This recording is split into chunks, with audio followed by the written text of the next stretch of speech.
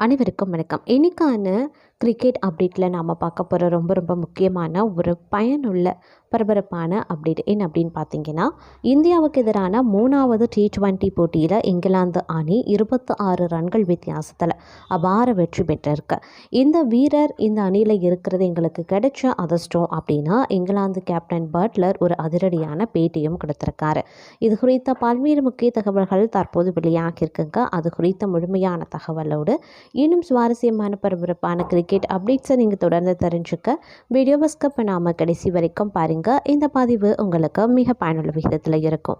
வீடியோக்குள்ளே போகிறதுக்கு முன்னாடி இது வரைக்கும் நீங்கள் நம்ம சேனலை சப்ஸ்கிரைப் பண்ணல அப்படின்னா உடனே சப்ஸ்கிரைப் பண்ணிக்கோங்க. அப்படியே பக்கத்தில் இருக்கக்கூடிய நோட்டிஃபிகேஷனுக்கான பெல் பட்டனையும் ப்ரெஸ் பண்ணிக்கோங்க.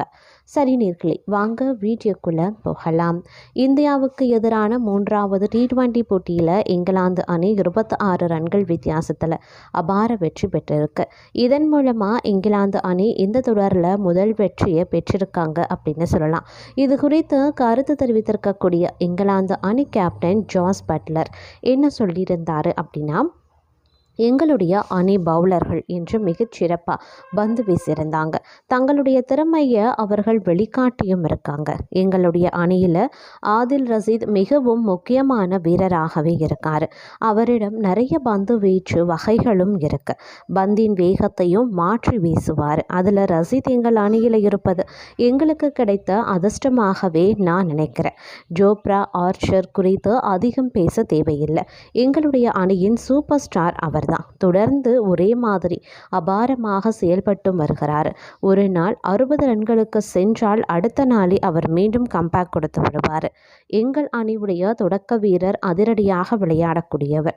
அவர் தன்னுடைய வழக்கமான பேட்டிங்கை ஆரம்பித்து விட்டால் தடுத்து நிறுத்துவது அப்படிங்கிறது ரொம்பவும் கஷ்டம்தான். இதனால தான் தொடக்க வீரர் பணியை அவர் சிறப்பாக செய்வார் அப்படின்னு நாங்கள் நம்புகிறோம். கடினமான ஆடுகளத்தில் கூட அவர் அபாரமாக ரன்கள் சேர்த்திருக்காரு. 170 ரன்கள் அப்படிங்கிறது மிகவும் நல்ல இலக்காகவே நான் நினைக்கிறேன். அதுவும் நாங்கள் 127 ரன்கள் 8 விக்கெட்டுகளை இழந்தபோது 170 ரன்கள் தொடுவதெல்லாம் மிகவும் நல்ல விஷயம்தான். இதில் கொஞ்சம் கூட தங்களுக்கு ஏமாற்றம் அப்படிங்கிறது கிடையாது. ஆதில் ரசத்து மார்க் அவுட்டு கடைசி விக்கெட்டுக்கு சேர்த்து பார்ட்னர்ஷிப் தான் ஆட்டத்தில் மிகப்பெரிய வித்தியாசத்தை ஏற்படுத்தியிருக்கு. நாங்களும் பேட்டிங் செய்யும்போது விக்கெட்டுகளை கொத்தாக இழந்தோம். அது கொஞ்சம் ஏமாற்றமாக தான் இருந்தது. இந்திய அணி பேட்டிங் செய்யும்போது அவர்களுடைய விக்கெட்டுகளை பவர் பிளேவில் எடுத்தது ஆட்டத்தில் திருப்புமுனையாக அமைஞ்சது அப்படின்னு நினைக்கிறேன் அப்படின்னு ஜாஸ் பட்லர் தெரிவித்திருக்காரு. அது மட்டும் இல்லாமல் இதை அடுத்து பார்த்தோம் அப்படின்னா, இந்தியா மற்றும் இங்கிலாந்து அணிகளுக்கு இடையே 5 போட்டிகள் கொண்ட T20 போட்டி தற்போது நடைபெற்று வந்துட்டுருக்கு. இதில் முதல் 2 போட்டிகளை இந்திய அணி வென்றிருக்காங்க. 3வது போட்டி குஜராத்தில் இருக்கக்கூடிய ராஜ்கோட் மைதானத்தில் நடந்துச்சுங்க. இந்த போட்டியில் டாஸில் வெற்றி பெற்ற இந்திய அணி முதல்ல பந்து வீசியிருந்தாங்க. அந்த அணியுடைய தொடக்க ஆட்டக்காரராக பென் டக்கெட் களமிறங்கினார். அவர் பார்த்தீங்கன்னா 28 பந்துகளை எதிர்கொண்டு 51 ரன்கள் எடுத்தார். டக்கெட் 7 பவுண்டரிகள் 2 சிக்ஸர்கள் அடித்திருந்தார். லிவிங்ஸ்டன் 24 பந்துகளை எதிர்கொண்டு 43 ரன்கள் எடுத்திருந்தார். அவர் 5 சிக்ஸர் 1 பவுண்டரியும் அடிச்சிருந்தார். கேப்டன் ஜோஸ் பட்லர் 24 ரன்கள் எடுத்திருந்தார். Philip salad 5 ரன்களில் ஆட்டமிழந்தார். இதன் மூலமாக இங்கிலாந்து அணி 20 ஓவரில் 9 விக்கெட் இழப்புக்கு 171 ரன்கள் எடுத்திருந்தாங்க. இந்தியாவுக்கு வருண் சக்கரவர்த்தி பந்து வீச்சில் மீண்டு 4 ஓவர்களில் 24 ரன்களுக்கு 5 விக்கெட்டுகளை வீழ்த்தியிருந்தார். ஹர்திக் பாண்டியா 4 ஓவர்களில் 33 ரன்களுக்கு 2 விக்கெட்டுகளை வீழ்த்தினார். அக்சர் பட்டேல், ரவி பிஷ்னாய் ஆகியோர் தலா 1 விக்கெட் வீழ்த்தியிருந்தாங்க. முகமது ஷமி நீண்ட நாட்களுக்கு பிறகு இந்திய அணிக்கு திரும்பியிருந்தார். ஆனால் அவர்களால் சிறப்பாக எதையுமே செய்ய முடியல. ஷமி 3 ஓவரில் 25 ரன்கள் கொடுத்தார். ஆனால் 1 விக்கெட்டை கூட எடுக்கலை. இலக்க துரத்திய இந்திய அணிக்கு மோசமான தொடக்கமும் கிடைச்சது. தொடக்க ஆட்டக்காரர் சஞ்சு சாம்சன் 3 ரன்கள் மட்டுமே எடுத்த நிலையில் பெவிலியன் திரும்பினார். அவர் ஜோப்ரா ஆர்ச்சர் ஆட்டமிழக்கவும் செய்தார். சாம்சனை தொடர்ந்து அபிஷேக் சர்மாவும் தன்னுடைய விக்கெட்டை பறிகொடுத்தார். அவர் 14 பந்துகளில் 24 ரன்கள் எடுத்து ஆட்டமிழந்தார். அபிஷேக் 5 பவுண்டரிகளையும் அடிச்சிருந்தார். திலக் வர்மாவும் 18 ரன்கள் எடுத்த நிலையில் ஆட்டமிழந்தார். கேப்டன் சூரியகுமார் யாதவ் 14 ரன்கள் எடுத்த நிலையில் ஆட்டமிழந்தார். வாஷிங்டன் சுந்தர் 6 ரன்களில் வெளியேறினார்.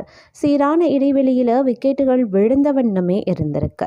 ஹார்திக் பாண்டியா 40 ரன்கள் எடுத்து முக்கியமான இன்னிங்ஸ் ஆடினார். அவர் 2 சிக்ஸர் 1 பவுண்டரியும் அடிச்சிருந்தார். அக்சர் பட்டேல் 15 ரன்கள் சேர்த்திருந்தார். அவர் 2 பவுண்டரிகளையும் அடிச்சிருந்தார். முகமது ஷமி ஒரு சிக்ஸரின் உதவியுடன் 7 ரன்கள் எடுத்திருந்தார். ஆனால் இவர்களினுடைய பங்களிப்பு இந்திய அணி வெற்றி பெற போதுமானதா இல்லை. இறுதியில் இந்திய அணி 20 ஓவரில் 9 விக்கெட் இழப்புக்கு 145 ரன்கள் மட்டுமே எடுத்திருந்தாங்க. 3வது போட்டியில் இங்கிலாந்து அணி 26 ரன்கள் வித்தியாசத்தில் இந்திய அணியை வீழ்த்தியாங்க. இந்திய அணியால் 20 ஓவர்கள் முடிவில் 145 ரன்கள் மட்டுமே எடுக்க முடிஞ்சது. இந்த வெற்றியின் மூலமாக இங்கிலாந்து தொடரில் தனது வெற்றி கிடக்க தொடங்கியது. இருந்தாலும் இந்தியா 2-1 அப்படின்ற கணக்கில் முன்னிலையிலையும் இருக்காங்க. இவ்விரு அணிகளுக்கும் இடையேயான 4வது T20 போட்டி வருகிற வெள்ளி அன்று, அதாவது 31/1/2025 அன்று பார்த்தோம் அப்படின்னா புனேவில் நடைபெற போகிறதாகவும் தற்போது ஒரு தகவல் வெளியாகி இருக்கிறது அப்படின்னு சொல்லலாம். அது மட்டும் இல்லாமல் ICC T20 வீரர்கள் தரவரிசையில் பார்த்தோம் அப்படின்னா தற்போது ஒரு புதிய தகவல் வெளியாகி இருக்கிறது அப்படின்னு தான் சொல்லணும். அதாவது இந்தியா அதிரடி வீரர் திலக் வர்மா 2வது இடத்தை பிடிச்சிருக்கிறாரு தரவரிசையில்.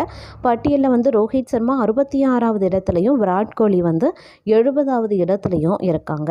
T20 போட்டிகளில் சிறப்பாக ஆடி வரும் வீரர்களின் சமீபத்திய பட்டியலை ICC வெளியிட்டிருந்தாங்க. அதில் ஆஸ்திரேலிய வீரர் டிராவிஸ் ஹெட் 855 புள்ளிகளுடன் மாற்றமின்றி முதலிடத்தில் தொடர்கிறார். இந்தியாவின் அதிரடி பேட்ஸ்மேன் திலக் வர்மா 832 புள்ளிகள் பெற்று ஒரு இடம் உயர்ந்து 2வது இடத்தை பிடிச்சிருக்காரு. 2வது இடத்தில் இருந்த இங்கிலாந்து வீரர் பில் சாலிட் 782 புள்ளிகளுடன் 3வது இடத்திற்கு தள்ளப்பட்டிருக்காரு.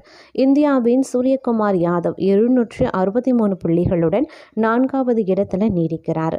இங்கிலாந்தின் ஜாஸ் பட்லர் 5, பாகிஸ்தான் வீரர் பாபர் அசம் 6, இலங்கை வீரர் பதும் நிசாங்கா 7 ஆகிய இடங்களில் மாற்றமின்றி தொடர்கிறாங்க. பாகிஸ்தான் வீரர் முகமது ரெஸ்வான் 8வது இடத்திற்கு முன்னேறியிருக்கார். 8வது இடத்தில் இருந்த இந்திய அதிரடி பேட்ஸ்மேன் யஷ்வி ஜெய்ஸ்வால் ஒரு இடம் கீழிறங்கி 9வது இடத்திற்கு தள்ளப்பட்டிருக்காரு. இலங்கையின் குசால் பெரரா 10வது இடத்துலையும் இருக்காங்க. இந்தியாவின் ருதுராஜ் கேக்வாட் 2 இடங்கள் கீழிறங்கி 16வது இடத்திற்கு வந்திருக்காரு. சஞ்சு சாம்சன் 12 இடங்கள் கீழிறங்கி 29வது இடத்திற்கு தள்ளப்பட்டிருக்காரு. சுபன் கில் 6 இடங்கள் கீழிறங்கி 38வது இடத்திற்கு விழுந்திருக்காரு. சமீபத்தில் அதிரடி ஆட்டங்களை வெளிப்படுத்திய இந்தியாவின் அபிஷேக் சர்மா 549 புள்ளிகளுடன் 49 இடங்கள் உயர்ந்து 40வது இடத்திற்கு முன்னேறியிருக்காரு. இந்த பட்டியலில் இந்திய அணி கேப்டன் ரோஹித் சர்மா 4 இடங்கள் கீழிறங்கி 66வது இடத்திலையும், நட்சத்திர வீரர் விராட் கோலி 3 இடங்கள் சரிந்து 70வது இடத்திற்கும் தள்ளப்பட்டிருப்பதும் குறிப்பிடத்தக்க ஒரு விஷயம் அப்படின்னு சொல்லலாம். அது மட்டும் இல்லாமல் T20 கிரிக்கெட் வீரர்களுக்கான தரவரிசை பட்டியலை வெளியிட்டிருந்த நிலையில் பேட்ஸ்மேன்களுக்கான தரவரிசையில் இந்திய அணியுடைய திலக் வர்மா 832 புள்ளிகளுடன் ஒரு இடம் முன்னேறி 2வது இடத்தையும் பெற்றிருப்பது அப்படிங்கிறது கூடுதல் சிறப்புக்குரியது அப்படின்னு கூட சொல்லலாம்.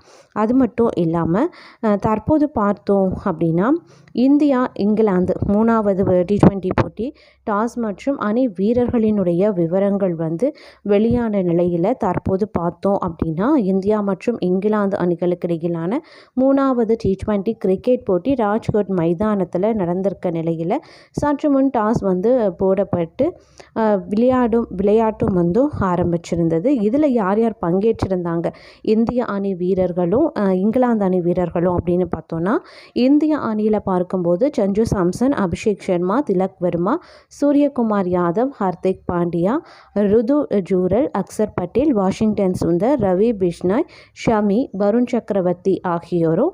இங்கிலாந்து பொறுத்த வரைக்கும் Phil Salt, Ben Duckett, Jos Buttler, Harry Brook, Livingstone, Smith, Jamie Overton, Brydon காட், Jofra Archer, Mark Wood, Adil Rashid ஆகியோரும் இந்த போட்டியில் பங்கு பெற்றிருக்கக்கூடிய போட்டியாளர்கள் அப்படிங்கிறதும் வெளியாகிருக்குங்க.